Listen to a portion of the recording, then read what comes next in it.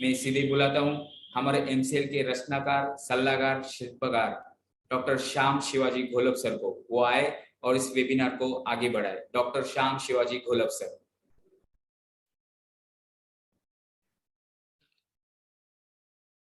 Thank you Abhijit. Good morning दोस्तों, नमस्कार। मैं डॉक्टर श्याम घोलप फिर से एक बार आपका इस ट्रेनिंग सेशन में स्वागत करता हूं। मैं आशा करता हूं कि आप सभी लोग स्वस्थ हैं और आप अपने साथ अपने परिवार का, यानी घर का परिवार और एमसीएल परिवार दोनों का ख्याल रख रहे हैं। मैं ये भी उम्मीद करता हूं कि आप सभी लोग 1 घंटा बहुत अच्छी एक्सरसाइज कर रहे हो, अपने हार्ट, अपने लंग को मजबूत कर रहे हो और अपनी इम्यूनिटी को बढ़ा रहे हो। तो चलिए शुरुआत करते हैं आज के टॉपिक से। दोस्तों, ब्रांड क्यों बनानी चाहिए अपनी कंपनी? ब्रांड क्या होता है? ब्रांड तो चलिए देखते हैं। सबसे पहले जानते हैं क्यों क्यों ब्रांड बनना चाहिए। तो दोस्तों, एक ऐसा दौर था कि मार्केट में वो प्रोडक्ट ही नहीं था। लोगों की जरूरतें थी लेकिन प्रोडक्ट नहीं था। और जब किसी कंपनी ने उस प्रोडक्ट को इंट्रोड्यूस किया तो वो कंपनी एकदम से सक्सेसफुल हो गई। एग्जाम्पल के तौर पर ये 4 व्हीलर का एग्जाम्पल। दोस्तों, दुनिया में जब 4 व्हीलर यानी 4 पहिए की गाड़ियों को इंट्रोड्यूस किया गया तो सबसे पहली वो गाड़ियां इलेक्ट्रिक गाड़ियां थी, बैटरी के ऊपर चलने वाली गाड़ियां थी। वो इतनी महंगी थी कि सिर्फ थोड़े से बहुत ज्यादा रईस उसको चलाते थे। सामान्य जो कॉमन अपनी जनता है उसके लिए कोई भी ऐसा प्रोडक्ट नहीं था। पहली बार फोर्ड इस कंपनी ने ये प्रोडक्ट यानी टी मॉडल, इसको कहते हैं टी मॉडल की ऐसी कार जो लिक्विड फ्यूल पे चलती थी, इसको इंट्रोड्यूस किया, जिसकी कॉस्ट बाकी के पहले गाड़ियों से आधे से भी कम थी। तो जिसकी जरूरत जनता को थी, कस्टमर्स को थी, ऐसा एक प्रोडक्ट उन्होंने इंट्रोड्यूस किया और पूरी दुनिया में ये सबसे सक्सेसफुल ऐसा प्रोडक्ट रहा। कंपनी एकदम सक्सेसफुल हो गई। उसके बाद में ऐसा दौर आया कि एक सेक्टर में जो भी प्रोडक्ट थे, बहुत सारे प्रोडक्ट्स आने लगे। तो इस प्रोडक्ट में सबसे बेहतर, सबसे अच्छा जो प्रोडक्ट था वो बिजनेस कर रहा था और वो हमेशा उस सेक्टर में आगे रहता था। बाद में ऐसा दौर आया कि आपका प्रोडक्ट तो सबसे अच्छा होना ही चाहिए, लेकिन उसके साथ आपकी सर्विस भी अच्छी होनी चाहिए। समझिए कि आप टीवी खरीदने आप किसी मॉल में जाते हैं, तो मॉल में जाते हैं, देखते हैं कि वहां सैमसंग, सोनी, पैनासोनिक, एलजी ऐसे टीवी भी है और सेम ऐसे कुछ टीवी है कि जिनके नाम आप नहीं जानते। लेकिन अगर टेक्निकल अगर आप कंपैरिजन देखेंगे तो हो सकता है कि वो ऑलमोस्ट सब सिमिलर हो, सेम हो, सब कुछ हो, लेकिन आपने कभी उस टीवी का नाम नहीं सुना, आपको पता नहीं। तो आप ये सोचते हैं कि कल अगर इस टीवी को कुछ हुआ, अगर मुझे इस टीवी के बारे में कुछ सर्विस लेनी पड़ी, जरूरत पड़ी, तो कौन आएगा मेरे काम? कौन सी कंपनी देगी सर्विस? और ये सोच के आप चुनाव करते हैं उस सैमसंग का, एलजी का। तो दोस्तों, इस दौर में जो कंपनियां अपने अच्छे प्रोडक्ट के साथ अच्छी सर्विस देती है, ऐसी कंपनियां अपने प्रोडक्ट के साथ उस मार्केट में हमेशा लीड करती है। लेकिन आज जो जमाना है, आज जो वक्त है, उस वक्त में जो कंपनियां सेक्टर में सबसे ज्यादा अच्छा काम करते हैं वो कंपनियां होती है कि जो अपने कस्टमर के साथ इमोशनली जुड़ जाती है। दोस्तों, एक तो टेक्निकल यानी दिमाग से जुड़ना या दिल से जुड़ना, तो ऐसी कंपनियां जो अपने कस्टमर के साथ, अपने लोगों के साथ दिल से जोड़ती है, ऐसी कंपनियां आज की तारीख में मार्केट में बिजनेस करती है। मैं एग्जांपल देना चाहूंगा फियाट कंपनी का। अभी फियाट कंपनी ऐसी है कि फियाट कंपनी इनोवेशन R&D में बहुत आगे है। उन्होंने तैयार किए हुए इंजन बाकी सभी गाड़ियां अपने गाड़ियों में लगाते थे और सेम सेगमेंट में अपनी गाड़ियां बेचते थे। लेकिन फिर भी फियाट को लेके शायद लोगों को इतना इमोशनल कनेक्ट नहीं था जो बाकी के गाड़ियों में थी। यानी फियाट का इंजन लेके वो गाड़ियां उस सेक्टर में बहुत आगे या अच्छा काम करते थे। और यही आज के दौर में वही कंपनियां जो इस तरीके से अपने आप को बिजनेस करती है। तो दोस्तों, वो कंपनियां जो अपने कस्टमर को इस तरह से कनेक्ट कर रही है, वो कंपनियां जिनका कस्टमर बेस बहुत लॉयल होता है, जो आपको छोड़ते नहीं है, वो कंपनियां अपने आप को इन कस्टमर के साथ लॉन्ग टर्म पे कनेक्ट करती है, वो कंपनी कहलाती है ब्रांड। क्यों बनना चाहिए ब्रांड? क्योंकि ये वो कंपनियां होती है कि बाजार में अगर उतार चढ़ाव भी हो गए, कोरोना में हम लोगों ने देखा कि 2 साल ऑलमोस्ट वो बहुत सारे बिजनेसेस वो उसमें मंदी छाई हुई थी, कई सारी कंपनियां घाटे में चली गई, कई सारे बिजनेसेस चालू भी नहीं हुए, लेकिन फिर भी ऐसे वक्त में भी ये जो ब्रांड, ये जो कंपनी आती है, ये हमेशा अपनी जो पोजीशन है वो बरकरार रखती है। हो सकता है कि उनकी प्रॉफिट में थोड़ा सा कम आए, लेकिन वो जो कस्टमर, जो लॉयल्टी, जो अपने कस्टमर के साथ जो उनका जुड़ा हुआ जो एक बंधन है, वो वैसे ही हमेशा अटूट होता है। तो ये फायदा होता है ब्रांड का, ये फायदा होता है अगर आपकी कंपनी उस अपने लोगों के साथ, कस्टमर के साथ जुड़ जाती है। दोस्तों, आप हमेशा देखोगे कि कुछ कंपनी ऐसी होती है ना जो हमेशा मार्केट में आगे होती है, कुछ कंपनी ऐसी होती है कि जिनके साथ लोगों को रहना अच्छा लगता है, उनको पसंद करना अच्छा लगता है, और ये बहुत जरूरी है। ब्रांड बनना बहुत जरूरी है। क्यों? क्योंकि एक बार आपने ब्रांड बना तो आप अपने कंपनी में कंपटीशन हमेशा आगे रहते हैं।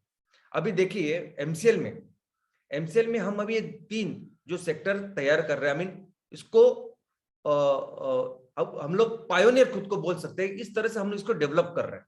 बात ये नहीं है कि कोई बायोफ्यूल में, ऑर्गेनिक फार्मिंग में या इको फ्रेंडली प्रोडक्ट्स में काम नहीं कर रहा है, हजारों लोग काम कर रहे हैं, लेकिन जिस लेवल पे, जिस स्केल पे आज एमसीएल काम कर रही है, यानी एमसीएल इस पूरे तीनों चीज को एक बड़ा सा सेक्टर करके डेवलप कर रही है, ऐसा काम, ऐसा स्केल इस लेवल पे पूरी दुनिया में ऐसा कहीं नहीं हो रहा है।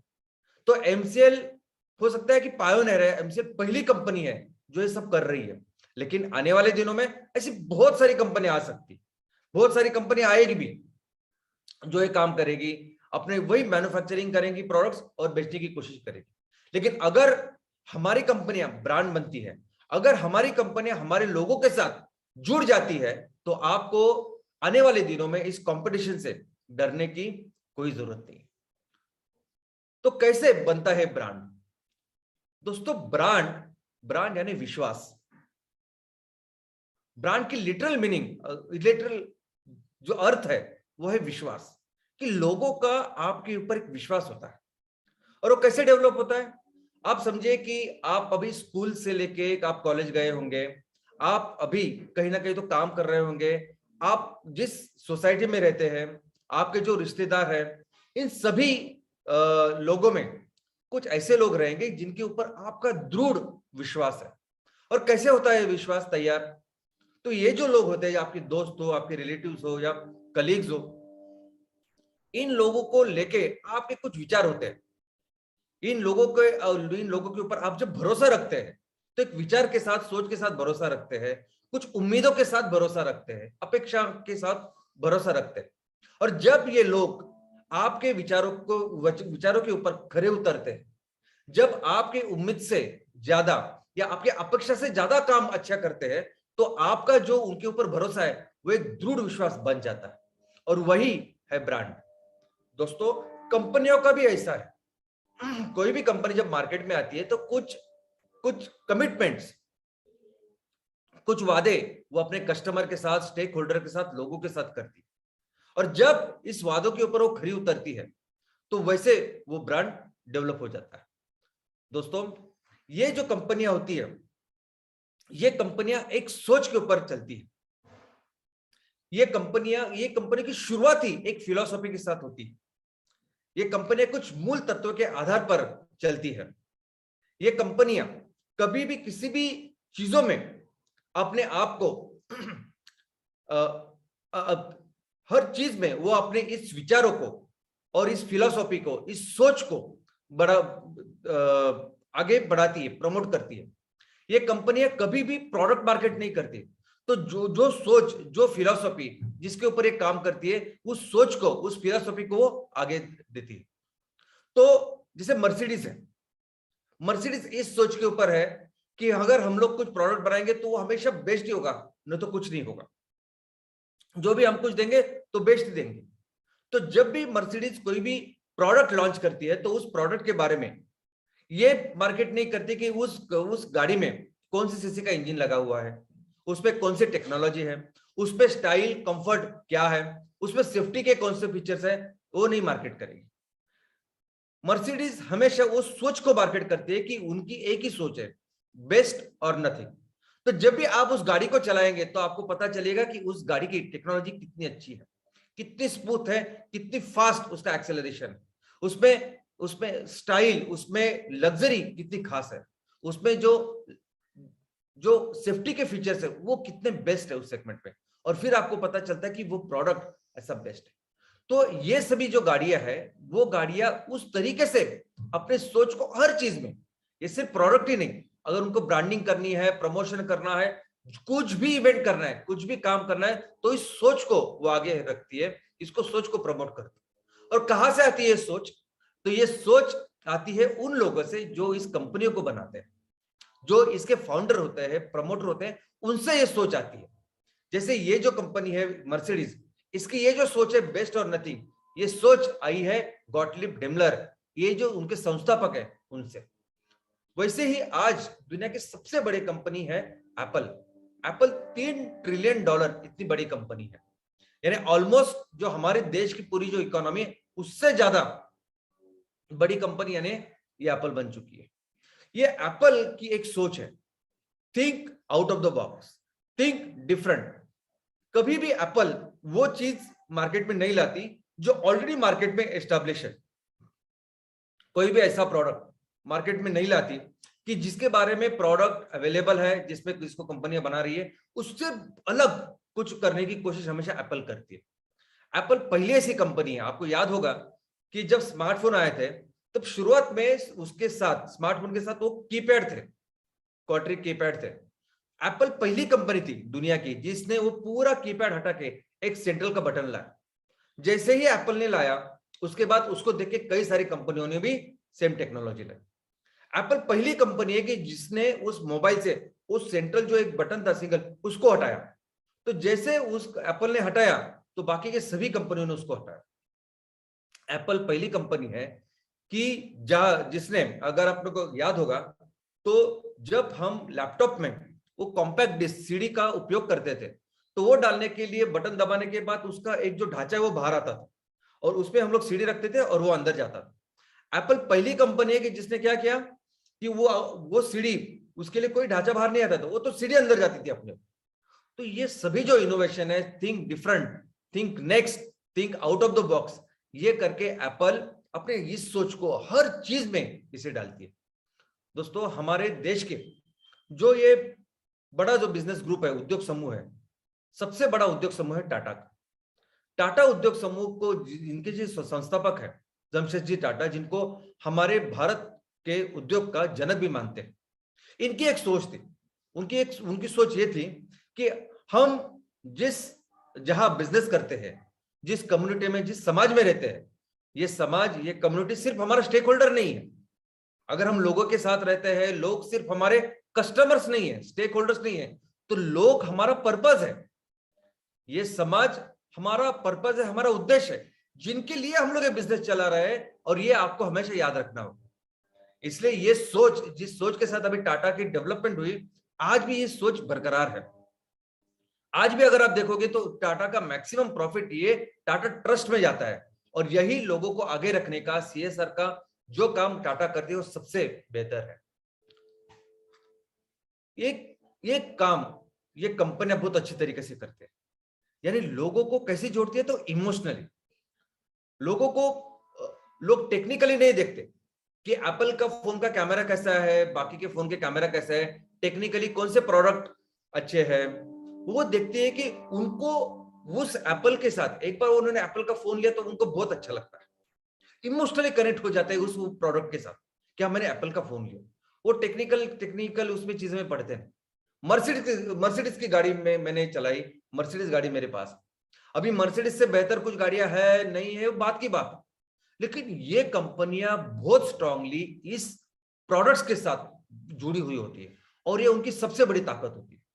आपको लगता है कि बहुत बड़े बड़े प्रोडक्ट के साथ ही ऐसा होता है क्या? नहीं, एकदम छोटे से प्रोडक्ट के साथ भी ऐसा होता है।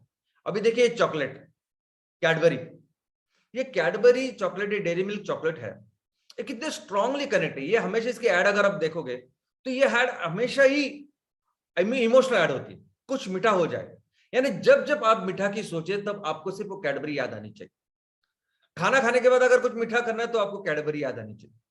कोई भी आपके यहाँ घर में लाइफ में अगर कोई खुशी की कोई चीज हुई है तो आपको कैडबरी याद आनी चाहिए।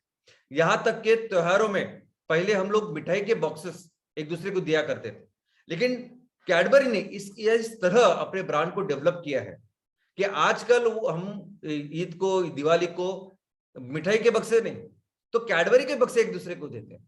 तो इस तरह से वो चीज को यानी मिठाई को रिप्लेस कर रहे हैं, इस तरह से उसने कनेक्ट किया है। वैसे ही ठंडा मतलब कोको कोला। तो अगर आपको प्यास लगी है, आपको पानी की जगह पे कोई कोल्ड ड्रिंक पीना है और आप दुकान में जाते हो तो आप बहुत सारे प्रोडक्ट्स आपको नजर आएंगे, लेकिन आपकी नजर जिस पे रहेगी, आप जो इसको उठाएंगे वो है कोको कोला, बिकॉज वो इतने अच्छे तरीके से कनेक्ट करते हैं कि अगर आपको प्यास लगी है तो बस आपको सोचना चाहिए कोको कोला। वैसे ही पेप्सी। अभी ये जो कोल्ड ड्रिंक है, कोल्ड ड्रिंक कौन पीते हैं? तो बच्चे या यूथ, यंग, वो लोग ज्यादा पीते हैं। तो और उनमें वो बहुत ख्वाहिश होती है कि मैं अच्छा दिखूं, स्टाइलिश दिखूं, अच्छा रहूं। तो पेप्सी ने उस इमोशन के साथ खुद को जोड़ा है कि अगर आपको स्टाइलिश दिखना है, आपको हैंडसम दिखना है, आपको हीरो जैसा रहना है, तो आप पेप्सी पीजिए। दोस्तों, जितना स्ट्रांग ये आपका इमोशनल कनेक्ट, उतना स्ट्रांग ये ब्रांड होता है। और ये ब्रांड भी कहां से आता है, ये इमोशंस भी कहां से आता है?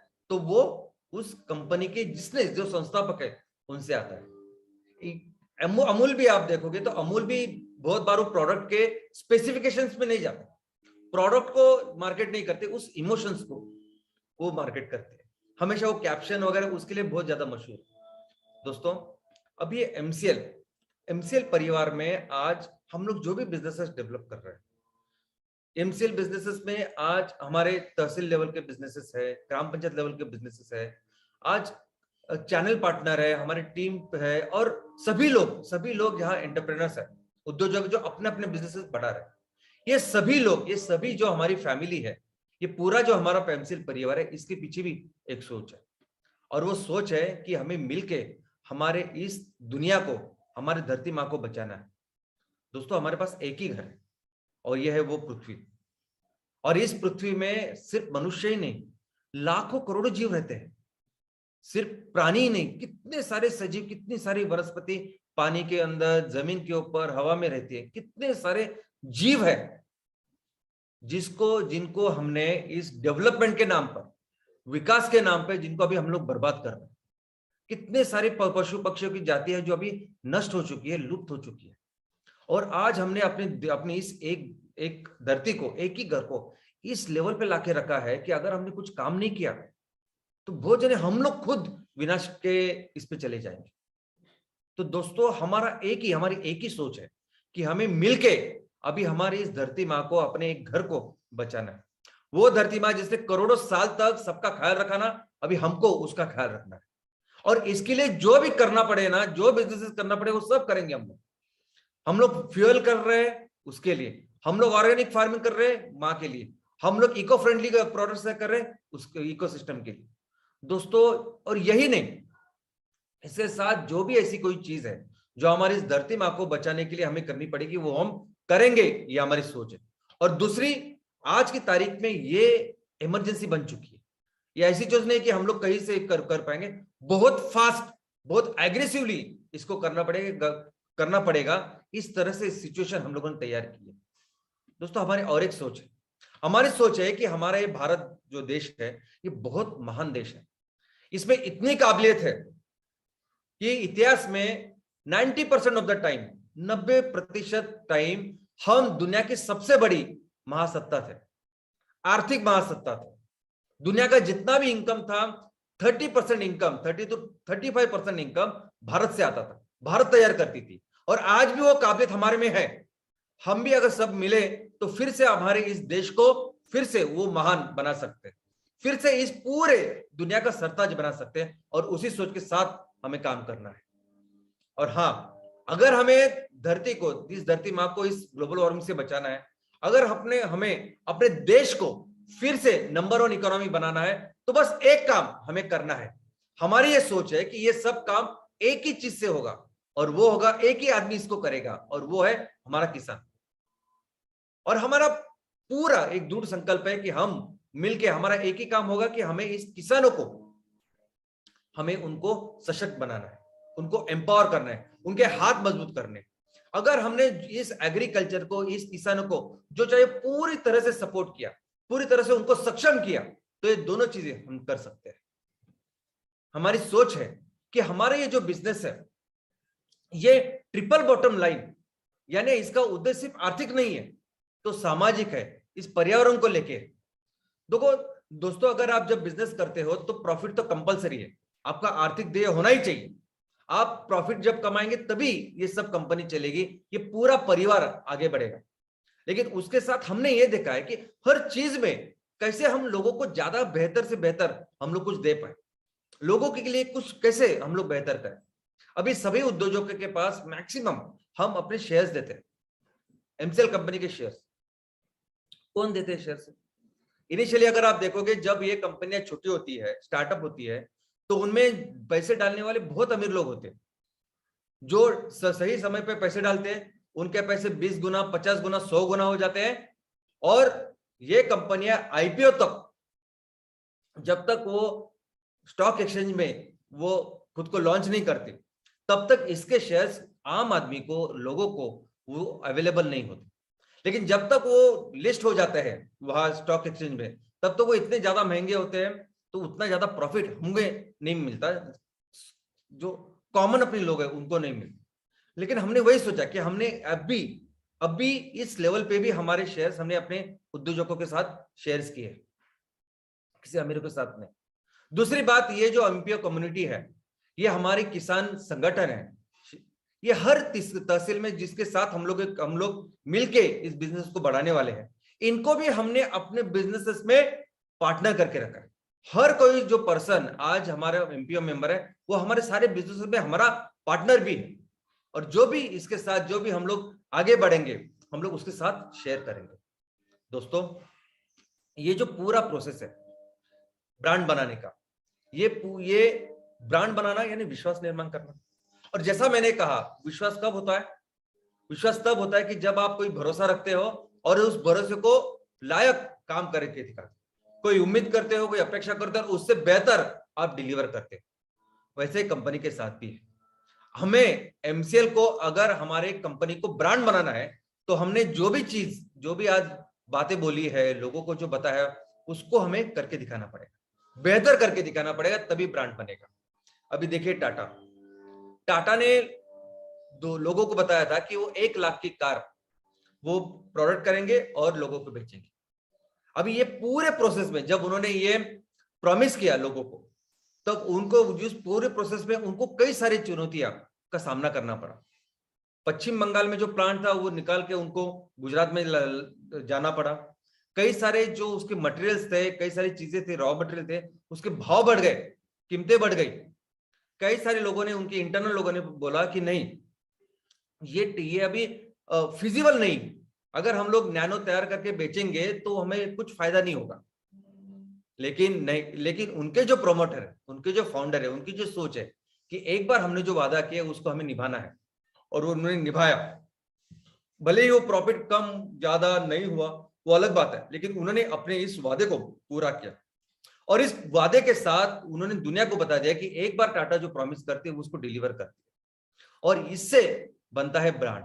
अभी पूरी दुनिया को पता है कि टाटा एक तो जो बोलती है वो बहुत एथिकली करती है, और जो एक बार वादा किया तो उसको डिलीवर भी करती है। दोस्तों, इसी तरह अगर हमें अपने कंपनी को ब्रांड बनाना है, हमारे ग्राम पंचायत लेवल की कंपनी, हमारे तहसील लेवल की कंपनी, हमारे किसान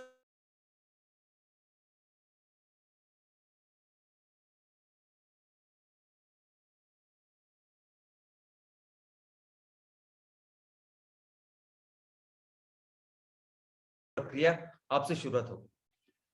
दोस्तों, बात यह नहीं है कि आप उस आधे घंटे में, पौने घंटे में, 1 घंटे में क्या प्रेजेंटेशन देते हो, क्या सेमिनार देते हो, क्या लोगों को बताते हो।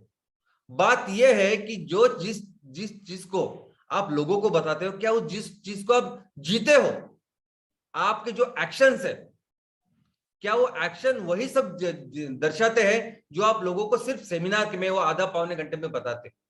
क्या आप जीते हैं उस मिशन को लेके, उस विजन को लेके, ये ज्यादा प्रभाव देगा। दोस्तों, ये जरूरी है कि आप अपने विजन, मिशन, अपने सपने को लेके कितने उत्साहित हैं, कितना जुनून है आप में वो करने का, और इससे बनेगा ब्रांड।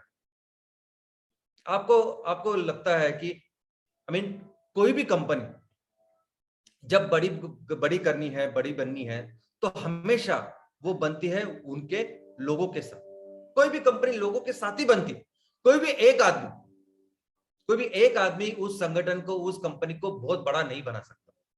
छत्रपति शिवाजी महाराज इन्होंने अपने लोगों का एक स्वराज्य निर्माण किया, साम्राज्य निर्माण किया। किसके बलबूते पे निर्माण किया? वो अकेले ये सब नहीं कर सकते थे, लेकिन उनके पास उतने ही वफादार, उतने ही डेडिकेट, उतने ही समर्पित लोग थे, टीम थी, और उस टीम की वजह से उन्होंने इस बड़े साम्राज्य का निर्माण किया। और कहां से आती है टीम? अगर हमें भी अपनी कंपनियां ब्रांड बनानी है, अगर हमें अपनी कंपनियां वहां तक लेके जानी है, तो हमें भी ऐसे वफादार, डेडिकेटेड, समर्पित ऐसे लोगों की जरूरत होगी। और कहां से आएंगे ये लोग? कहां से इस छत्रपति शिवाजी महाराज की जो टीम है, ये जो मावड़े हैं, कहां से तैयार हुए, किस तरह से वफादार हुए कि उन्होंने पूरा अपना, यानी पूरी जिंदगी अपनी न्यौछावर कर देते थे एक चीज के ऊपर। क्यों दोस्तों? ये जो डेडिकेशन है, ये जो समर्पण है, वो भी आता है आपसे। जब छत्रपति शिवाजी महाराज को देखते थे, उनको देख के जब उनका जो समर्पण, उनका डेडिकेशन जब उनके सामने रहता था, तो उनको फिर उनके ही जैसे लोग तैयार होते थे। दोस्तों आज भी अगर आप देखोगे ना, तो ज्यादा पैसे देके आप ऐसा मत सोचो कि ज्यादा पैसे देके आप किसी और जो एकदम वफादार ऐसे साथीदार को आप पाओगे। नहीं, आप क्या सोचते हैं कि विजय माल्या या कोई भी ऐसी कंपनी जिसका जो ओनर है, मेन प्रमोटर है, वो ऐसा कुछ गलत काम करके अगर कंपनी को बढ़ा रहा है, तो उसकी जो टीम है, उसके जो मेंबर्स है, वो मेंबर्स उसके वफादार होंगे? नहीं। आपको देखे तो ये वफादारी, ये समर्पण, ये सब कुछ, ये भी शुरुआत होता है आपसे। और एक आदमी की मैं कहानी मैं आपको बताने वाला हूं। दोस्तों चाइना में अभी इतनी इंडस्ट्रियल ग्रोथ हो रही है, चाइना इंडस्ट्री में बहुत अच्छा काम कर रहा है। अभी हमारे देश में जैसे मुकेश अंबानी साहब है, या रतन टाटा है, या इतने जो जाने माने बिजनेसमैन हैं, वैसे ही चाइना में अगर सबसे रिस्पेक्टेड, सबसे प्रेरणादायी अगर कोई बिजनेसमैन है, कोई नाम है, तो उनका नाम है जैक मा। ये वो जैक मा है, और ये अलीबाबा नाम के कंपनी के मेन संस्थापक है, फाउंडर है। दोस्तों ये अलीबाबा जो कंपनी है, ये रिलायंस से डबल इतनी बड़ी कंपनी है। जैक मा, हो सकता है कि उनके पास खुद की इतनी बड़ी इक्विटी नहीं कि वो एकदम रिचेस्ट पर्सन वगैरह बने, लेकिन उन्होंने अपने कार्य से हजारों लोगों को, हजारों उद्योजकों को चाइना में इंस्पायर किया। आज जो भी इंडस्ट्रियल रिवोल्यूशन, बिजनेस का रिवोल्यूशन आप देखते हो चाइना में, उसमें बहुत बड़ा हाथ इन जैक मा का है। इन्होंने ये 10, 12, 15 सालों में, जितने सालों से अभी वो काम कर रहे हैं, उन्होंने कभी भी अपने वसूले के साथ, सिद्धांतों के साथ कभी कॉम्प्रोमाइज नहीं किया, और इसी के वजह से लोग इनको मानते हैं। उन्होंने कहा कि मुझे कितनी सारे लोगों ने धोखा दिया होगा। शुरुआत में वो कहते हैं कि 95 में मुझे 4 बड़ी कंपनियां थी जिन्होंने मुझे धोखा दिया, लेकिन आज की तारीख में जिन्होंने धोखा दिया वो सभी कंपनियां बंद हो चुकी है, और मेरी जो कंपनी है वो चाइना की नंबर 1 कंपनी बन चुकी है। और दोस्तों वैसे होता है, जब ऐसे समय आता है कि जिस समय पे जो टाइम पे हमें चाहिए था, जो टाइम होना चाहिए, काम होना चाहिए, वो नहीं होता। और वैसे उनके साथ भी हुआ कि उनकी जो टीम थी, वो टीम हर साल हमेशा उनको पूछती थी कि सर कब होगा, सर कब होगा। तो वो हमेशा कहते थे कि मैं करूंगा, लेकिन मैं अपने सिद्धांतों से कॉम्प्रोमाइज नहीं करूंगा। और वैसा उन्होंने किया। जब इन्होंने आईपीओ लॉन्च किया पहली बार जब चाइना में, तो चाइना की हिस्ट्री में, इतिहास में इतना बड़ा आईपीओ नहीं हुआ, और सिर्फ उस आईपीओ के साथ उनके सभी जो उनके साथीदार थे, उनकी सब टीम थी, वो करोड़पति हो गए। दोस्तों एमसीएल की भी एक फिलॉसफी है ना, एमसीएल की फिलॉसफी है कि एमसीएल को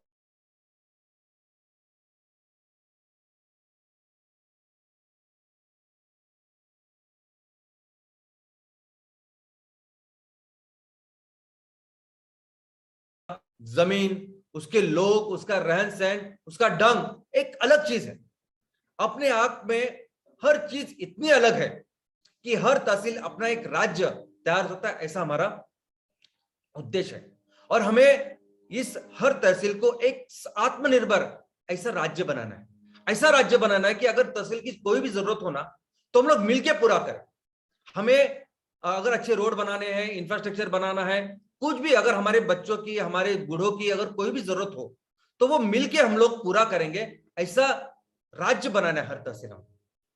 और क्यों क्यों कहता हूं मैं हमेशा हर तहसील एक अपना राज्य, क्योंकि हमारे ये सबसे अच्छी बात है, दुनिया में कहीं नहीं है, दुनिया में कोई भी देश इतना महान, इतना बड़ा नहीं है कि इसमें इतनी सारी बोली भाषा, इतनी महान संस्कृति हो। ये सिर्फ अपने भारत में है। और यही हमारा उद्देश्य है कि हम हर तहसील को एक ऐसा राज्य बनाए। और इस राज्य को कौन चलाएगा? तो इस राज्य को चलाएंगे अपने लोग, इस राज्य को चलाएंगे अपने खेडूत, अपने किसान। इस राज्य के जो धरोहर, इस राज्य की धरोहर जिनके हाथ में होगी वो होगी अपने लोग। 100% ये राज्य, ये जो तहसील है, ये सब काम है वो अपने लोगों के साथ हो। जो छत्रपति शिवाजी महाराज का जो सपना था, जो और उन्हें ऑफ कोर्स करके दिखाया, अपने लोगों का स्वराज्य, बस वही समझे हमें करना है, वही हमारी सोच है, वही हमारा मकसद है, वही हमारा लक्ष्य है। तो अगर ऐसा लक्ष्य है तो कैसे हम लोग वो चीजें कुछ कर सकती है जो बाकी की कंपनियां कर रही है। अगर आपको ऐसा लगता होगा कि इतना अभी हमने काम किया है, हमें जल्द से जल्द लोगों को दिखाने के लिए कुछ करना पड़ेगा, तो बाकी के स्टार्टअप्स देखिए, बाकी की कंपनियां देखिए, बाकी की कंपनियां, जितनी भी कंपनियां आज की तारीख में भारत में काम कर रही है, वो कंपनियां almost they are owned by Chinese companies. जितनी भी बड़ी बड़ी आप कंपनियां देख रहे हो जो स्टार्टअप से शुरू होकर अभी बहुत बड़ी कंपनियां बन चुकी है, एक तो उनकी मैक्सिमम 80 to 90% इक्विटी आज चाइनीज इन्वेस्टर के पास है, जापान के पास है, कुछ कंपनी अमेरिका के पास है। तो ये कंपनी, तो इन्होंने जो रास्ते अपनाए वो हमसे भी अपना सकता है। आज आपने जो काम किया है गांव में, अपने अपने तहसील में बहुत जबरदस्त काम किया है, जो फील्ड वर्क आपने किया ना वो किसी ने किया। अभी एमसीएल के पास जो उपलब्धि है वो जो आपकी वजह से है, वो किसी के पास नहीं है। कोई भी ऐसी ऑर्गेनाइजेशन दूसरी नहीं है कि जिनके इतने सारे लाखों किसान सिर्फ सदस्य नहीं है, स्टेक होल्डर्स है, नहीं है। तो अगर मुंबई में रह के हम लोग, अगर हमें पैसे ही करने हैं, पैसे ही उठाने हैं, पैसे ही काम करने हैं, तो हम आराम से कर सकते हैं ना। ऑनलाइन ऑलमोस्ट जुगाड़ जैसी कंपनी, बड़ी कंपनी बन सकती है। तो इतना अच्छा काम लेके, संकल्प लेके अगर कोई कंपनी जा रही है, क्या उनको पैसे नहीं मिलेंगे क्या? लेकिन ये पैसे, ये सब कुछ काम हम लोग, हमारी ये जो आजादी है उसको कॉम्प्रोमाइज करके नहीं करना चाहते। ये जो अगर इन लोगों से पैसे लिए तो ये दलदल है, बाकी के भी अगले टाइप के पैसे उनसे लेने पड़ते हैं, आगे के भी पैसे उनसे लेने पड़ते हैं, सब कुछ उनसे लेना पड़ता है। और बाद में इन कंपनी जैसा वो अपना होगा। एमसीएल के पास खुद के सिर्फ 10% शेयर्स रहेंगे और बाकी के 90% शेयर्स इन लोग के पास होंगे, जिसे सारे कंपनियों के हैं। आप कभी भी जाके ये जो स्टार्टअप्स है, ये जो यूनिकॉर्न्स है, इसके बारे में पढ़िए, पढ़ाई कीजिए तो आपको पता चलेगा।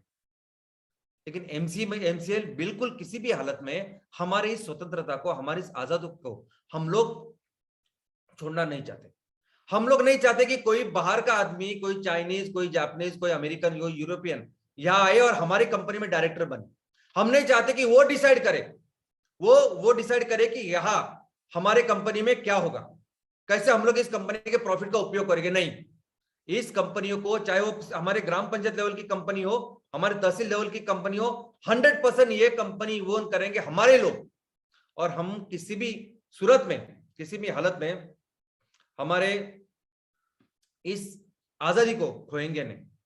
दोस्तों, आज हम लोग जो डिसीजन लेते हैं ना, उस डिसीजन के ऊपर हमारी आगे की पूरी हमारी पहचान बनने वाली है।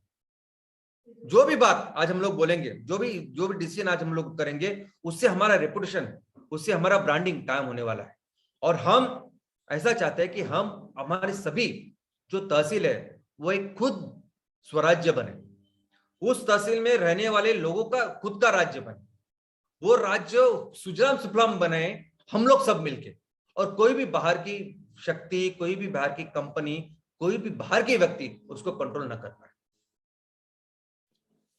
और 1% है, एक ही आदमी सब कुछ बदल सकता है। एक पर्सन, बहुत ज्यादा लोग नहीं, एक पर्सन लगता है जो पूरी चीज बदल दे सकता है। अभी देखिए इनका एग्जांपल, जापान, दूसरा विश्व युद्ध खत्म हुआ जापान की बर्बादी के साथ, जापान की तबाही के साथ। अमेरिका ने जापान के ऊपर 2 अणुबॉम्ब डाले और पूरा जापान बर्बाद हुआ और विश्व युद्ध खत्म हुआ, इतना बर्बाद हुआ था। तो ऐसे बर्बाद हुए जापान में एक ये जो उद्योजक थे जिनका नाम है आकियो मोरिटा, इन्होंने एक कंपनी की स्थापना की जिसका नाम है सोनी। आधी गिरी हुई इमारत, यानी आधी गिरी हुई इमारत में उन्होंने अपनी बिजनेस को शुरुआत की। और आपको 2 चीजें जो सुन के आपको ताज्जुब होगा। एक तो वो कि वो एक ऐसा प्रोडक्ट बना रहे थे कि जो प्रोडक्ट जापान का कोई भी आदमी खरीद ही नहीं सकता क्योंकि उनके पास पैसे ही नहीं थे, और वो प्रोडक्ट था ट्रांजिस्टर। तो ये सोनी कंपनी उन्होंने निर्माण की, और क्या बना के बेच रहे थे वो ट्रांजिस्टर, जो लोगों के पास पैसा ही नहीं था खरीदने के लिए। और दूसरी इंपॉर्टेंट चीज, ये ट्रांजिस्टर जापान ने नहीं बनाया था, अमेरिका ने बनाया था। तो सोचिए, अमेरिका से वो टेक्नोलॉजी लाके, सब कुछ लाके यहां ट्रांजिस्टर बना के फिर से बेचा कि कहा सोनी ने, अमेरिका में। तो ये करके उन्होंने, लेकिन जिस चीज का निर्माण किया, ऐसे प्रेरित किया हजारों लाखों लोगों को कि आज जापान है। दुनिया में नंबर 1 बिजनेस में, नंबर 1 टेक्नोलॉजी में अगर कोई देश है तो वो है जापान। मैं अभी गाड़ियों का एग्जांपल दे रहा हूं ना, तो गाड़ियों में हमारे देश में भी ये जो टोयोटा आपको अच्छी लगती है, इनोवा, फॉर्च्यूनर, ये कंपनी है जापान की। ये जो मारुति सुजुकी जो कंपनी है ना, अभी मारुति सुजुकी में भी सुजुकी का शेयर बढ़ा है, उसकी इक्विटी ज्यादा है। वो सुजुकी है जापान की, ये निसान है जापान की, कितनी सारी टेक्नोलॉजी कंपनियां है, सब जापान की। इस तरह से एक आदमी ने पूरे जापान को फिर से पूरी दुनिया का नंबर 1 देश बनाया। वैसे ही एक आदमी कभी कभी इस पूरे ऑर्गेनाइजेशन और संगठन से बड़ा होता है। जैसे देखिए स्टीव जॉब्स, अभी ये स्टीव जॉब्स ये एप्पल के संस्थापक थे, फाउंडर थे। इन्होंने इस कंपनी को बनाया, लेकिन एक समय ऐसा था कि इनको ही इनके इस कंपनी से बेदखल कर दिया गया, इनको निकल दिया गया एप्पल से। आप सोचिए कि आपने कंपनी बनाई और आपको ही निकाल दिया जाता। वैसे हुआ इन स्टीव जॉब के साथ। लेकिन बाद में ये कंपनी एप्पल ऐसे गहरे संकट में थी कि सिर्फ 6 महीने बचे थे, ये कंपनी पूरी तरह से बंद हो जाती, बैंकरप्ट हो जाती, बचती नहीं थी। और ये 6 महीने बचे हुए थे, और उसके बाद फिर से एंट्री हुई स्टीव जॉब्स की। उनको बुलाया गया स्पेशली, वो आए और उन्होंने बागडोर संभाली। और उसके बाद देखिए एक पर्सन क्या कर सकता है। क्यों मैं कहता हूं कि एक वो पर्सन जो फाउंडर है, वो पूरे ऑर्गेनाइजेशन से कभी कभी बड़ा होता है। वो क्यों कि उन्होंने फिर इस एप्पल को दुनिया की सबसे बड़ी कंपनी बनाई। आपको लग सकता है कि ग्राम पंचायत लेवल के पर्सन क्या कर सकते हैं। तो सबसे पहले मैं बताऊं कि महात्मा गांधी जी, उन्होंने सत्याग्रह पहले कहाँ किया, तो उन्होंने बिहार के चंपारण इस गांव में किया। उन्होंने सबसे पहले सत्याग्रह अहमदाबाद के भी पहले खेड़ा करके गुजरात में किया, बाद में अहमदाबाद में किया। और इस छोटे छोटे ये गांव के लेवल पे जो काम है उसको लेके फिर उन्होंने सत्याग्रह पूरे देश का किया। दोस्तों ग्राम पंचायत में आप क्या कर सकते हैं, तो देखिए अन्ना हजारे कौन थे।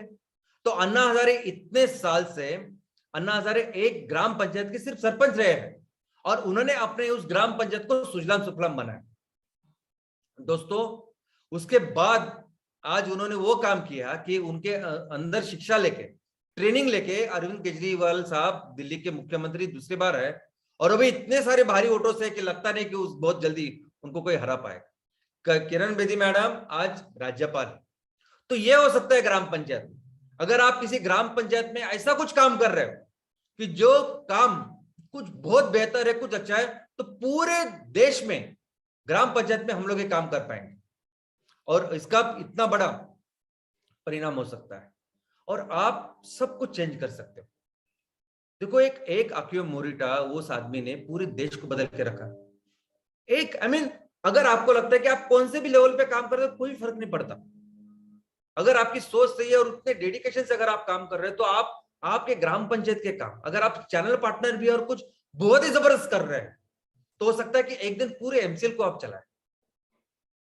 आपके गांव में, आपके तहसील में जो भी आपको चुनौतियां नजर आ रही है, अगर आपको लगता है कि उसको उस सबसे ज्यादा डेवलप उसको बनाना है, तो ये सब कुछ कर सकते हैं आप।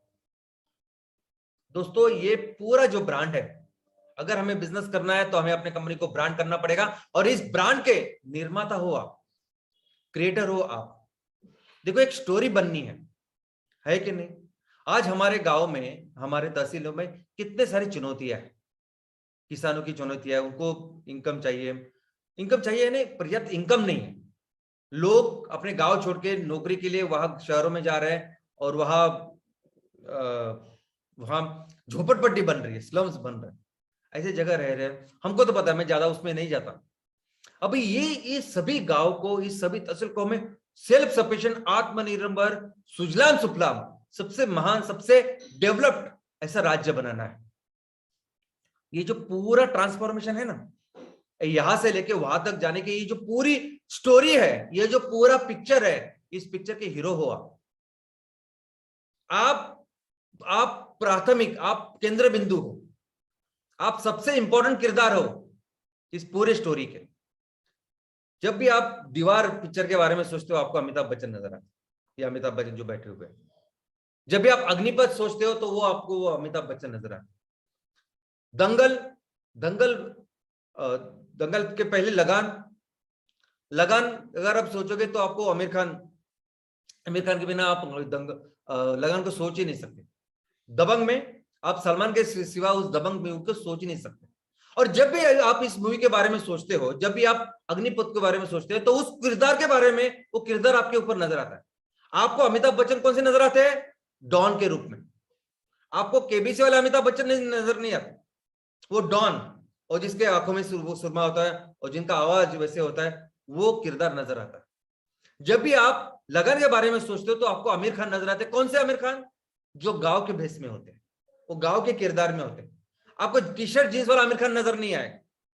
दबंग में सलमान खान, और वो सलमान खान जिसको मूंछ है।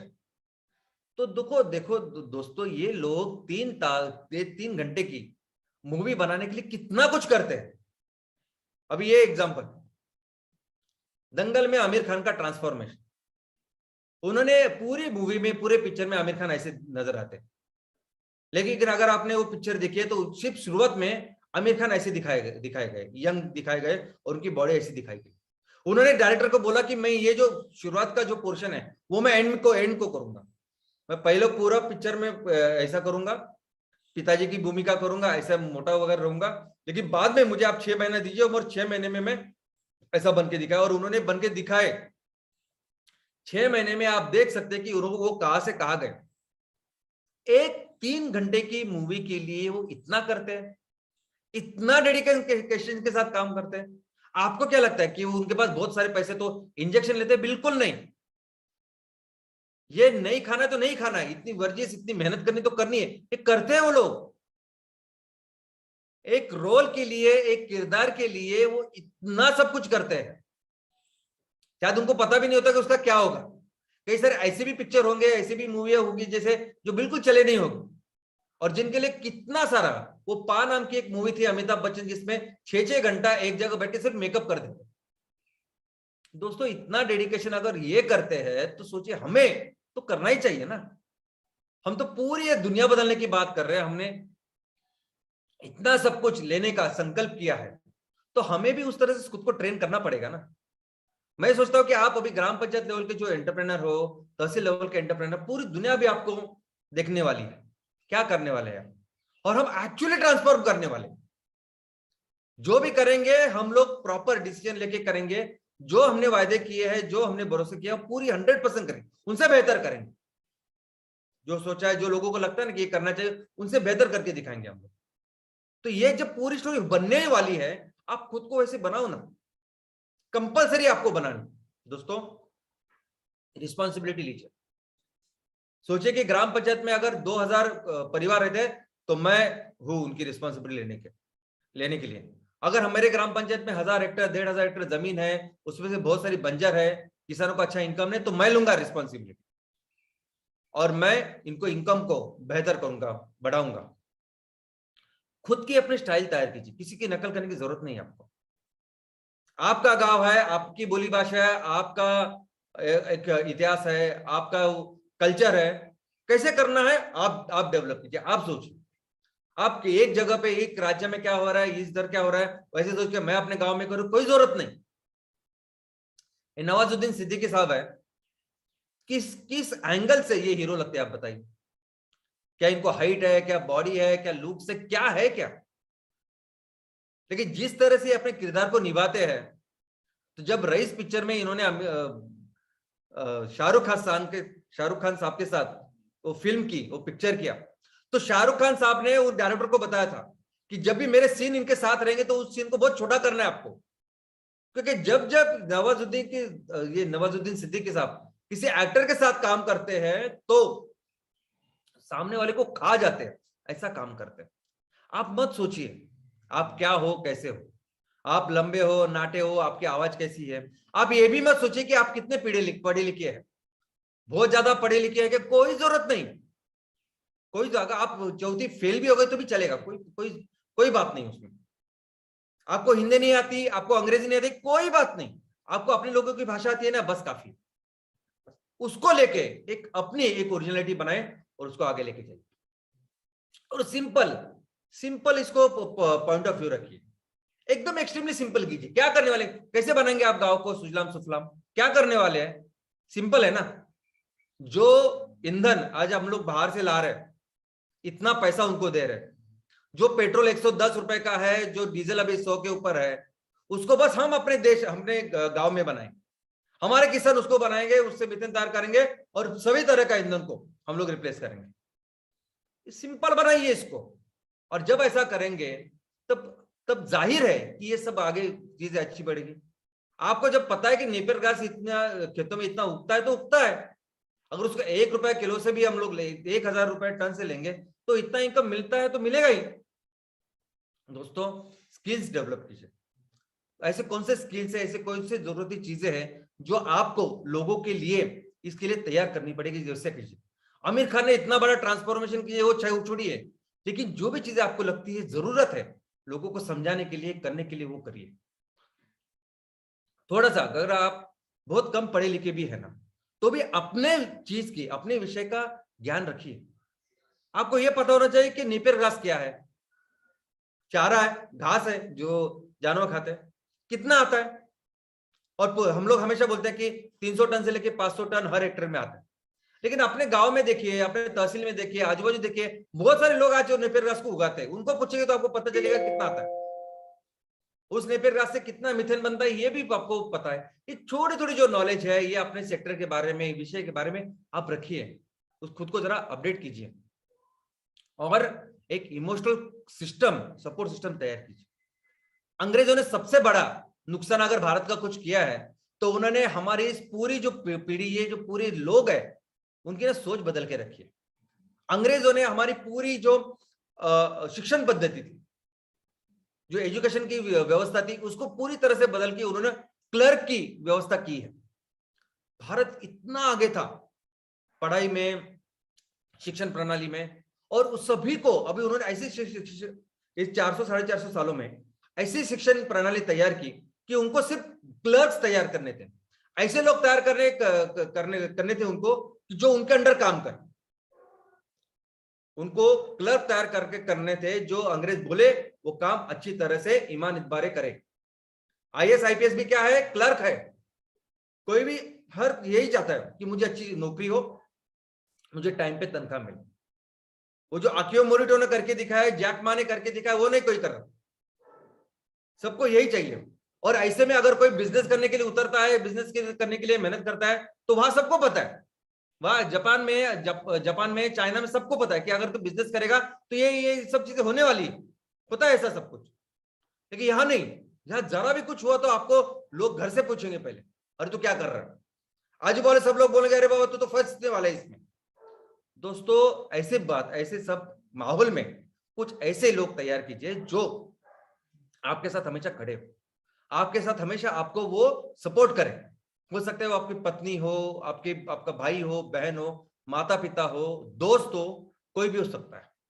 ऐसे सपोर्ट को तैयार कीजिए। स्किल तैयार कीजिए। दोस्तों, हमें जिंदगी भर, मैं तो समझता हूं जिंदगी भर हमें प्रेजेंटेशन देनी है, सेमिनार्स करने हैं, जिंदगी भर हमें ये पब्लिक स्पीकिंग करनी है, बाकी कुछ काम नहीं करना, हमें सेल नहीं करना कुछ, हम ऐसे प्रोडक्ट लेके सेल नहीं करने वाले, हम लोग सिर्फ लोगों को बताने वाले हमेशा इस सेमिनार के तहत, इस प्रेजेंटेशन के तहत कि एक्चुअली सही क्या है और गलत क्या है, बस। और लोगों को जब इस अच्छी तरह से हम लोग को समझाएंगे तो वो अपने आप सही जो चीज है उसका सिलेक्शन करेंगे। तो ये जो लोगों से के साथ बात करने की कला है, लोगों को समझाने की जो कला है, ये आपको सीखनी पड़ेगी।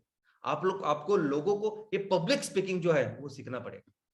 टेक्नोलॉजी, देखो दोस्तों, टेक्नोलॉजी भी सीखनी पड़ेगी। आप एक अभी देखो, अगर बिजनेस करने हैं, आने वाले दिनों में इतना सारा रॉ मटेरियल आएगा, इतना माल तैयार होगा, बेचा जाएगा, ये पूरा अकाउंट्स है, ये सब कुछ चीज है, ये सभी एक इसके लिए आपको अलग अलग से नोटबुक, पेन कुछ रखने की जरूरत नहीं।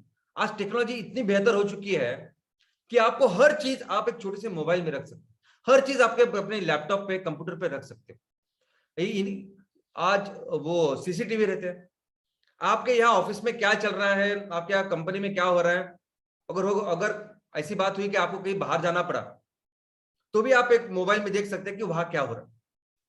हर चीज के ऊपर आज टेक्नोलॉजी, सॉफ्टवेयर अवेलेबल है, इसका फायदा उठाइए। और आने वाले दिनों में ये जो फैक्ट्री चालू होगी, माल तैयार होगा, बेचा जाएगा, ये सभी में इसका बहुत बड़ा उपयोग होने वाला है। तो उसके ऊपर काम कीजिए और चेंज इंजन बनाइए। अगर लोगों को लगता है कि अपनी परिस्थिति सुधारने के लिए कोई बाहर से कोई ऐसा देवदूत आएगा, कोई भगवान बन के आएगा, कोई मसीहा बन के आएगा, तो ऐसा कुछ नहीं। बताइए, खड़े रहिए और लोगों को बताइए कि हम लोग ही है, हम लोग ये जो अपने इस पूरे सिस्टम को, ये पूरे हमारे गांव को, हमारी इस परिस्थिति को चेंज कर सकते हैं। और ऐसा बने, ऐसा लोग खुद भी बने, लोगों को भी बनाइए और इमोशनल अपील कीजिए। देखो, सुभाष चंद्र बोस साहब, इन्होंने लोगों को बोला था ना कि आप मुझे खून दो, मैं आपको आजादी दूंगा। मैं तो सिर्फ इतना कहता हूं कि आज हमारे गांव में जितनी भी तकलीफें हैं, जितनी भी प्रॉब्लम्स है ना, आप हमें सिर्फ इकट्ठा आने की जरूरत है, बस, बाकी कुछ नहीं। बहुत कॉमन सेंस वाली बहुत सिंपल चीज है जो हम करना चाहते हैं, लेकिन सोचिए इनसे कितना बड़ा कंट्रीब्यूशन हम लोगों के लिए, समाज के लिए, आने वाले फ्यूचर के लिए, भविष्य के लिए, अपने इस महान राष्ट्र के लिए कर सकते हैं। और ऐसा लोगों को बताइए, समझाइए और थिंक ह्यूज, थिंक मैक्सिमम। ऐसा मत समझे कि हमें 100 टन का माल तैयार करना है और उसको बेचना है, मुझे क्या बिजनेस तैयार करने हैं, बिल्कुल नहीं। अपना हर तहसील जो है ना, वो गांव, वो कुदरत ने भर भर के दिया है। ऐसा भी मत सोचे कि आपका तहसील ऐसे मुंबई के नजदीक है, दिल्ली के नजदीक है, बैंगलोर के नजदीक है, कहीं भी आपका तहसील हो, हर तहसील को कुदरत ने इतना भर भर के दिया है। आप सोचिए कि कैसे हर इंच में मैं कुछ ना कुछ करूंगा। मैं अपने बायोफ्यूल की फैक्ट्री सिर्फ 100 टन नहीं, कैसे 200, 400, 500, 600, 700 टन से तक लेके जा सकता हूं। कैसे हर चीज में, ऑर्गेनिक फार्मिंग में मैं बेहतर कर सकता हूं। कैसे मैक्सिमम माल तैयार करके, ज्यादा से ज्यादा उत्पादन तैयार करके उसको बेच सकता हूं। और कैसे अपनी कंपनी को ज्यादा से ज्यादा बड़ा कर सकता हूं कि जिसकी वजह से और ज्यादा, अगर 20% CSR गांव में आना है तो सोचिए कितना बदलाव हम लोग ला सकते हैं। और पूरी दुनिया को बताए कि हम लोग क्या कर रहे हैं, बताए कि हम लोग ये कोई भी ये प्रॉफिट, मुझे तो लगता है कि ये पूरी चीज जो हम लोग कर रहे हैं, ये बिजनेस है ही नहीं, ये बहुत इंपॉर्टेंट काम है। और ये शायद ये प्रकृति हमें वो ताकत दे रही है, ये शायद प्रकृति है जो हमसे करवा के ले रही है। क्योंकि अभी कोई ना कोई तो चाहिए ना काम करने के लिए, कोई तो कोई चाहिए जो उसके मार्गदर्शन से ये पूरी दुनिया को बचाने का काम करे। कोई तो कोई चाहिए ना जो किसानों को आंसू पोंछे। कौन आएगा आगे? ये चाइनीज कंपनी आके यहाँ अपने गांव में धंधा करेगी क्या? हम लोग करेंगे। ये लोगों को बताइए दोस्तों। और कैसे करेंगे अपना काम, ये भी सोचिए आप। आपको सिर्फ अपने गांव का, अपने इस तहसील का एक विजन बनाना है बस, कि मेरे तहसील में आज इतने सारे प्रॉब्लम्स है, इतनी सारी चुनौतियां है, और मैं अपने तहसील को 5 साल के बाद ऐसा करने वाला हूं। बस उस महान एक ऐसा जबरदस्त चित्र बनाइए, ऐसा विजन बनाइए, और बिल्कुल उसके पॉसिबिलिटी के बारे में सोचिए मत। हम सोचते ना, अरे यार मुझे लगता तो है, लेकिन क्या होगा, क्या ये होगा क्या, ये मत आप सोचिए प्लीज। यानी आप सोच नहीं सकते, इतनी बड़ी इकोनॉमी, आर्थिक महासत्ता हम थे। पूरे दुनिया में लोग ये समझते थे कि भारत यानी सोने की चिड़िया, हर डाल पे सोने की चिड़िया यहाँ बजती, सोने का धूर यहां से आता है, यानी हर जगह सोना था हमारा। आज जिन जिन अंग्रेजों को, या जिन ऐसे अंग्रेज भी बोल सकते हैं, और जो भी ऐसे गोरे लोगों को देख के आपको लगता होगा कि ये बहुत आगे है, वो ऐसा टाइम था कि वो बहुत पिछड़े थे, वो आदिवासी थे, ट्राइबल थे, वो वहां कुछ नहीं था उनके यहाँ, हम लोग इतने आगे थे। ऐसा एक जबरदस्त पिक्चर आप अपने गांव का बनाए, क्योंकि जिस बेसिस पे, जिस रिसोर्सेस के ऊपर बन के हम लोग इतनी बड़ी महासत्ता थे, वो आज भी बन सकते हैं। कुदरत ने वही सब कुछ हजारों सालों से, लाखों साल से दिया है भारत को, वो अभी भी अपने पास में। तो एक बहुत अच्छा जबरदस्त चित्र अपने देश का, अपने इस गांव का बनाएंगे। अपने तहसील को 100% हम लोग हमारे ईंधन में स्वयं पूर्ण करेंगे, और वो सिर्फ ट्रांसपोर्टेशन गांव वाहन का नहीं, गाड़ियों का नहीं, तो किचन में जो हम कुकिंग फ्यूल है, वो हर इंडस्ट्री, कोई भी इंडस्ट्री आपके यहाँ हो, तो हर इंडस्ट्री में जो ईंधन होगा वो सिर्फ और सिर्फ हमारे गांव के, हमारे तहसील की किसानी तैयार करेंगे। ऐसा संकल्प कीजिए, ऐसा विजन देखिए। हमारे यहाँ जो भी इलेक्ट्रिसिटी, आज बिजली की भी जो प्रॉब्लम है, हम लोग खुद बहुत बिजली तैयार कर सकते हैं। ऐसी बिजली, अभी कितने सारे ऐसे गांव है कि जिनको पर्याप्त बिजली नहीं मिलती, इतनी घंटा ही बिजली मिलती है। हम लोग मिलकर ऐसा काम कर सकते हैं कि सभी गांव को, सभी पूरे तहसील को 24 घंटा ऐसी बिजली मिल सकती है, ऐसा काम कर सकते हैं, और बिजली में स्वयं पूर्ण बन सकते हैं। पानी, अभी सोचिए एक सिंपल सी बात, आप जहां भी रहते होंगे, अगर 1 घंटा आपके यहाँ पानी आता है, नल आता है, आधा घंटा आता है, तो आप ये देखते हैं कि नहीं कि उस आधे घंटे में मैं इतना पानी जमा करके रखूं कि पूरा दिन मुझे जो जरूरत है उसमें वो काम आएगा। मैं तो एक ऐसे शहर को जानता हूं अच्छी तरीके से कि जहां 10 दिन में, 12 दिन में, 15 दिन में एक बार पानी आता है, लेकिन वो शहर में लोगों ने अभी ऐसी व्यवस्था करके रखी है कि एक बार पानी आया तो आगे के 10 दिन, 12 दिन, 15 दिन उस पानी को बराबर से वो यूटिलाइज करते हैं पर्याप्त में। तो सोचिए 12 महीने में अगर 2 महीना भी आपको पानी आता है, तो इसका मतलब घंटे में, 24 घंटे में आपको 4 घंटा पानी आता है, ऐसा समझिए ना आप। सिर्फ 2 महीने की बात कर रहा हूं मैं, 4 महीने की नहीं। तो वो 4 महीने का जो सीजन होता है पानी का, उसमें अगर 2 महीने भी पानी आता है, ऐसा समझते, 1 महीना भी अगर आपको पानी मिलता है, तो अगर हम लोग उसे उस पर पर्याप्त उपाय योजना करें, तो ये पूरा पानी हम लोग इस तरह से उसको जमा करके रख सकते हैं कि पूरा साल भर, चाहे हमारी खेती हो, उद्योग हो, घर हो, पीने का पानी हो, इसको पूरा पानी हम लोग कर सकते हैं। और इतना बिजनेसेस, इतना काम हमारे तहसीलों में है, गांव में है, किसी को बाहर जाने की जरूरत ही नहीं, ना नौकरी के लिए, ना कोई उद्योग के लिए, कोई नहीं, इतना अभी गांव में हमारे पास में है खेती। दोस्तों हमें एक ऐसा विजन रखिए कि हमें अपने किसानों को मैक्सिमम इनकम तैयार करके देना है, और वो जमीन चाहे वो प्लेन हो जिसपे हम लोग खेती कर सकते हैं, चाहे पहाड़ी हो, चाहे जंगल फॉरेस्ट हो, हर इंच में हम लोग कुछ ना कुछ करेंगे और किसानों को अच्छा इनकम देंगे। ऐसा संकल्प कीजिए ना। अरे नहीं है, हमारे देश में जैसी जमीन है, जैसी मिट्टी है, वो दुनिया में कहीं नहीं है। और ये आप पढ़िएगा, अब तो आपको पता चलेगा। आप कंपैरिजन कीजिए किसी दूसरे देश के साथ और भारत के साथ, और आपने ये सोचा ना कि हर इंच में मैं कुछ ना कुछ इनकम करूंगा लोगों के लिए और आपके खुद के लिए भी ना, तो ये पॉसिबल है, ये कर सकते हैं हम। वुमन एम्पावरमेंट, ऐसा संकल्प करिए कि हमारे तहसील में हमारे ये सब महिला है, उनका सक्षमीकरण हम लोग करेंगे, सबलीकरण करेंगे। वो इतना जरूरी है कि आज भी, जो भी आज आपके पास है, जो फॉरगेट कि हम लोग कितना ज्यादा बिजनेस वगैरह करने वाले, लेकिन आज भी आपके सामने कितने सारे आर्थिक और सामाजिक जो परेशानियां है ना, वो सॉल्व हो सकती है अगर महिलाएं, इनको आप हम लोग आगे लेके आए, इनका सक्षमीकरण करें, इनका सबलीकरण करें। तो ऐसे एक देश के, ऐसे एक अपने राज्य के बारे में सोचिए जहां महिला सक्षम हो, इन बेटर रोड्स, ये इंफ्रास्ट्रक्चर जो भी चाहिए वो सबसे अच्छा अपने गांव में होगा। ऐसा सपना देखिए, ऐसा संकल्प देखिए। एजुकेशन सिस्टम, दोस्तों आपको शायद पता नहीं, दुनिया के सबसे ज्यादा विश्वविद्यालय, मैक्सिमम, इनफैक्ट ऑलमोस्ट ऑल, सभी विश्वविद्यालय भारत में थे। एक ऐसा समय था कि भारत में विद्यालयों में इतनी सारी शाखाएं थी इतने सारे स्पेशलाइजेशन थे, वो दुनिया में कहीं नहीं थे। भारत में पढ़ाई करने के लिए चाइना से लेके अभी यूरोप और अमेरिका तो नहीं, अमेरिका तो नहीं थी, ये रोमन, मिडल ईस्ट, वहां से लोग आते थे। और अंग्रेजों ने ये पूरा जो हमारी हिस्ट्री ये पूरी जला के राख कर दी है। लेकिन अभी भारत के बारे में जो भी लिखा है इन लोगों ने लिखा है कि भारत कितना आगे था, किस तरह से ये विश्वविद्यालय ज्ञान देते थे दुनिया को।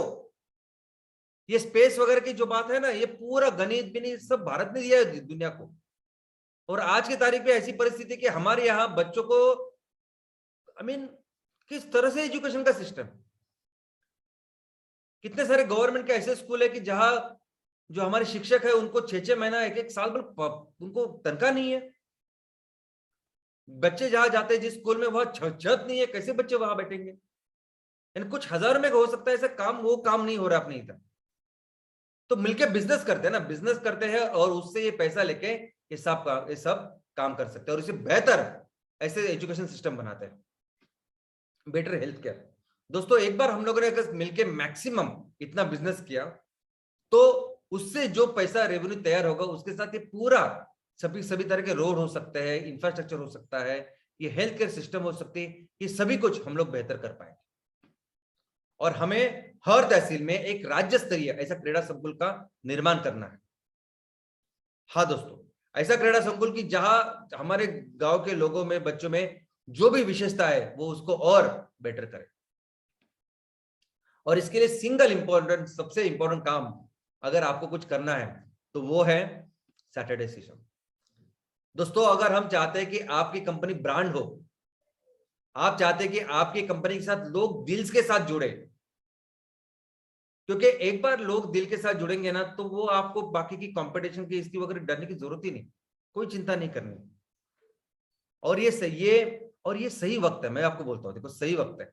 एक बार फैक्ट्रियां लगेगी या प्रोडक्ट चालू होने के बाद हम लोग जब बेचेंगे तब तो सैटरडे सेशन हो गए, सब लोग जानेंगे, समझेंगे, वो सब सही है, वो सब ठीक है, ओके। बाकी की भी कंपनियां कुछ ना कुछ करने की कोशिश करेंगी। लेकिन आज जब ये सब कुछ शुरू होने वाला है तब भी आप अगर हर हफ्ते अपने गांव के लिए, अपने तहसील के लिए खड़े हो रहे हैं, हर हफ्ते अपने गांव में कैसे हम लोग कैसे उसको बेहतर बनाएंगे, कैसे उसके छोटे छोटे प्रॉब्लम हो सकते हैं अपने गांव के, उसको डिस्कस करेंगे 1 घंटा, आधा घंटा, पौना घंटा, जितना भी हो। जैसे हर गुरुवार को मंदिर जाते हैं, हर शुक्रवार को नमाज अदा करते हैं, हर संडे को हम लोग प्रार्थना कर मास करते हैं, तो वैसी एक तहसील में, गांव में, ग्राम पंचायत में हफ्ते में एक बार एक वो प्रार्थना करनी है, सैटरडे सेशन, एक कोई भी विषय लेना है और लोगों के लिए खड़े होना है। दोस्तों आज सबसे सही समय है। आज अगर कुछ भी नहीं है फिर भी आप खड़े हो रहे हैं तो सोचिए लोग किस तरह से आपके साथ जुड़ेंगे। एक तो लोग आपकी तरफ देखेंगे, आपको देखेंगे कि नहीं ये तो बोल तो रहा है, दिल के साथ लोगों को बता रहा है, समझाने की कोशिश कर रहा है, ये कुछ ना कुछ करेगा। या होगा कि नहीं, उनको भी ऐसा लग सकता है, वो देखेंगे कि चलो होगा कि नहीं आपको हमें पता नहीं, लेकिन ये मेहनत तो कर रहा है, दिल से करने की कोशिश कर रहा है, ये उनको लगेगा। लेकिन यही चीज एक बार होने के बाद सोचिए, ये सभी लोग जो आज आपको देखेंगे, जो भी कुछ है आपके बारे में कहेंगे, लेकिन जब आप दिल से हर हफ्ते अगर एक काम करोगे तो कल जाके ये लोग पूरा उनका जो आपके ऊपर एक भरोसा है, आपके ऊपर एक अलग तरह का विश्वास, एक दृढ़ विश्वास बन जाएगा। इस तरह से लोग आपके साथ जुड़ेंगे कि वो बाद में कोई भी कंपनी आके कोई भी बताए किसानों को, लोगों को, वो आपका साथ नहीं छोड़ेंगे। जैसे छत्रपति शिवाजी महाराज के साथ वो पूरे जो मावला इकट्ठे हुए थे और उनके साथ मिलकर उन्होंने उस साम्राज्य का निर्माण किया था, उस स्वराज्य का निर्माण किया था, वैसे ही हम लोग कर पाएंगे अगर आप हर हफ्ते दिल से इसको काम करें। आधे घंटा, 1 घंटा अपने हिसाब से कीजिए, डायरेक्ट मीटिंग लीजिए, वेबिनार लीजिए, जो हो सकता है कीजिए, लेकिन हफ्ते में एक बार ये जरूर कीजिए। और ये बेस्ट सबसे अच्छा तरीका है आपकी कंपनी को ब्रांड बनाने का। और ये जो आज का टाइम है ना, जब लोग देख रहे, सोच रहे, आज कीजिए। आज जितनी अच्छी तरीके से आप करेंगे ना तो आप और बेहतर, सबसे बेस्ट ऐसे आप ब्रांड बनने वाले। तो दोस्तों चलिए उठिए और तब तक नहीं रुकते जब तक हम अपने अपने लक्ष्य को पार नहीं करते। धन्यवाद।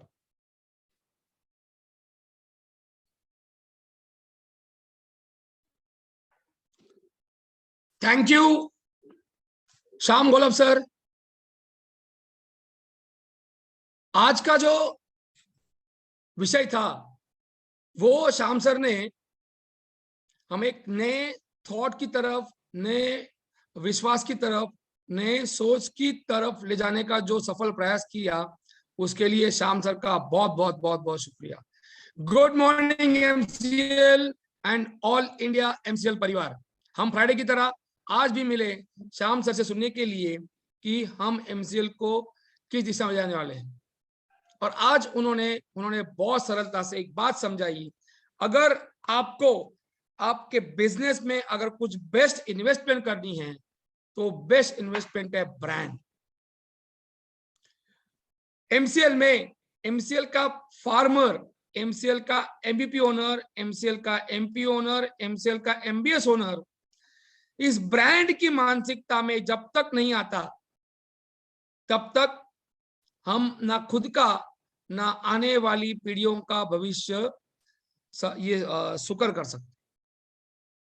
तो ये आज की जो श्याम सर की थॉट है ब्रांड की, उस ब्रांड की थॉट को हर एक एमसीएल इंडिया परिवार सदस्य, भले वो हमारे एमपीओ का मेंबर हो या हमारे ऑनरेबल सीनियर प्राइम बीडीए हो या बीडीए हो या एमईपी हो या एमबीएस हो, जो भी एमसीएल के साथ जुड़ा है, जो भी एमसीएल में है, जो भी अपने आप को भविष्य में एमसीएल देखता है, उसकी सोच में और उसके आचार विचार में एक ही चीज आनी चाहिए, ब्रांड ब्रांड ब्रांड। और उस ब्रांड को हमें क्यों करना है, कैसे करना है। और भविष्य में अगर आपने देखा होगा कि हमारे साथ जुड़े हुए self help groups, farmer help groups से लेकर जो भी एक सर्वसामान्य आम से खास दोनों इंसान जो इस हमारे इस सिस्टम में हैं, उन सब की सोच को ब्रांड बनाने का जो काम है वो हर एक MPO owner, MBS owner, BDA, senior BDA, MBP owner कर सकता है। तो thank you very much, thank you all कि आप और एक फ्राइडे आए और आपने समझा एमसीएल की दिशा किस ओर जा रही है, श्याम गोलब सर हमें कहाँ लेके जा रहे हैं और हम किस क्रांति की बात कर रहे हैं और किस क्रांति को हम सफलता से बनाएंगे। तो मैं सबको, आप सबका शुक्रिया अदा करता हूं।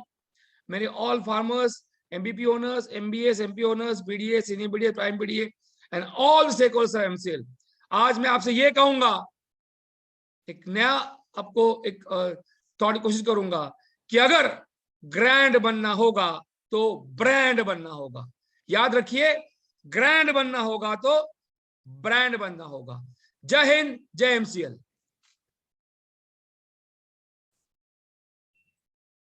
Thank you doctor लवेश sir, thank you Shyam sir.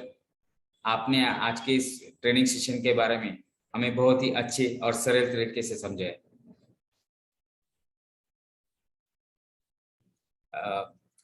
और मैं आप सभी लोगों का भी शुक्रिया अदा करना चाहता हूं। आप सभी लोग इस आए और इस वेबिनार की शोभा बढ़े। और जाने से पहले आप सभी लोगों को गुजारिश करता हूं कि अपना सेहत का ख्याल रखिए, स्वस्थ रहिए, खुश रहिए। तो इसी के साथ आप सभी का मैं अलविदा कहता हूं और ये घोषित करता हूं कि ये वेबिनार यहीं पे समाप्त हुआ। स्वस्थ रहिए, खुश रहिए। धन्यवाद।